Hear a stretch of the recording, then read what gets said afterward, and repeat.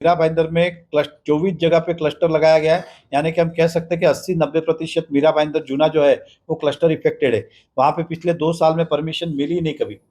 तो हमने सरकार से कहा कि इसे ऑप्शनल रखिए, क्लस्टर सक्सेस नहीं हो सकता है। तो सरकार के जो अधिकारी थे उनका कहना है कि छोटे छोटे रोड भविष्य में आने वाले 10 साल बाद, 20 साल बाद उनकी दशा क्या होगी, इसलिए क्लस्टर का होना जरूरी है। लेकिन हमने कहा कि सर सब अच्छी बात है, क्लस्टर होना चाहिए, लेकिन इतनी बिल्डिंग के साथ नहीं आती है। जो बिल्डिंग म्यूनसिपैलिटी ने तोड़ दी, खाली होगी, वो कहाँ जाएंगे? 2-2 साल से परेशान है। तो लास्ट में आधे घंटे चर्चे का दिन निर्णय हुआ कि जो लोग को क्लस्टर का बेनिफिट नहीं चाहिए, जो यूनिफाइड डीसीआर में जो प्रोविजन है उसके तहत वो एप्लीकेशन करे, उनको अब इंडिपेंडेंट परमिशन दी जाएगी। पहले जहां पे क्लस्टर लगाए वहां व्यक्ति इंडिपेंडेंट बिल्डिंग को मांगने तो उसको मिलता नहीं था, चाहे एफएसआई कम लेवे कि ज्यादा मांगे, लेकिन मिलता ही नहीं था। अब कम से कम उसके लिए वो पर्याय खुला हो गया। इस प्रकार का वो एक बहुत इंपॉर्टेंट निर्णय हुआ।